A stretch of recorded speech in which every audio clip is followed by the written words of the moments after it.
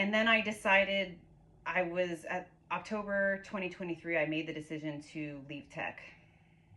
And my focus was, I'm going to scale my business. And then October 7th happened. And, I had posted about Palestine before, mostly on my personal page.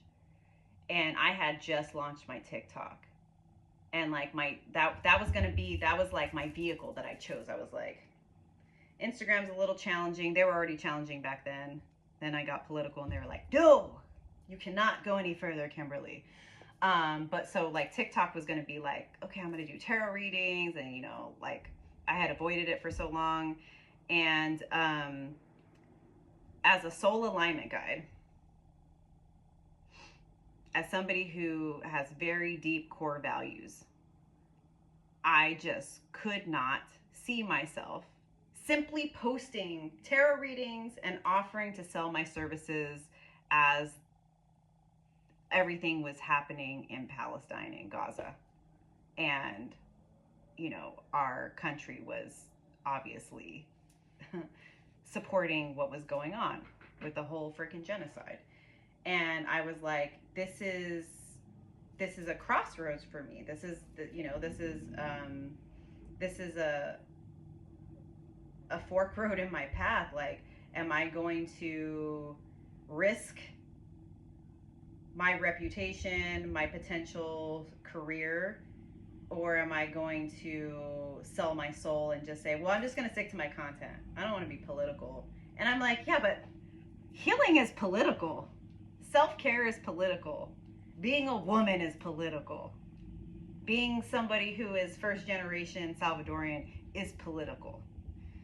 And so I had to follow my heart. And I was like, if I have a platform, I'm going to use it to speak the truth, because the majority of people out here aren't willing to risk anything to speak the truth. And I kind of just never looked back.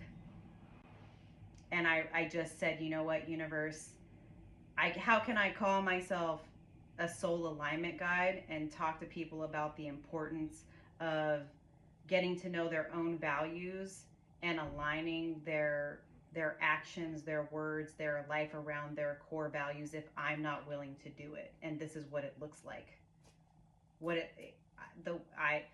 Of course, I'm not perfect. My saying is, there are no saints, we're all sinners. I am not a perfect person, but if I have an opportunity to do some good, I'm going to do that. And I could just be out here trying to make money, but I'm like, that's so boring. It's so boring, and it's been a wild ride for me to be so outspoken.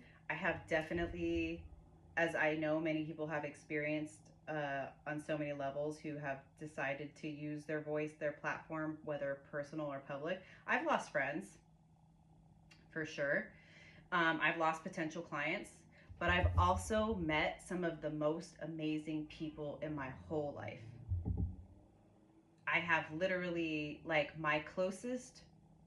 some of my closest friends are people I've met on social media apps over the last 5 years. It's wild that just the act of showing up as your most authentic self actually can change your life.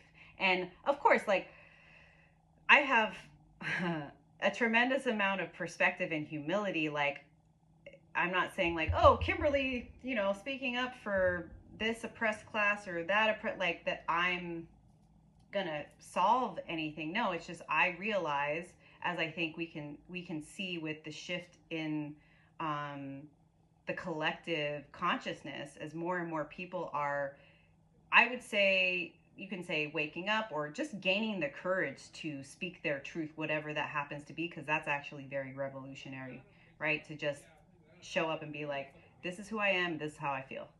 And if you don't like it, I don't care. That's actually in our society, right? Like the communities that are being built right now are happening because the advent of social media, which is like, it's a double-edged sword. There are definitely 100,000% nefarious things that go on with social media, of which we could spend an entire episode going on. Like let's not even talk about the TikTok ban. But it just also shows that your intention and your perspective and where you focus your energy has such a huge impact, because, like, again, we would have to spend a whole podcast on the very deep, meaningful, important relationships in my life from people I've met either on Instagram or TikTok. It's crazy. People that have known me my whole life don't know me like these people know me. And so I've shown up and spoken my truth and spread awareness and called things out because it felt like the most aligned thing to do. But in doing that, I have manifested and called in my soul tribe. And that's how you do it. How do you manifest the life of your dreams?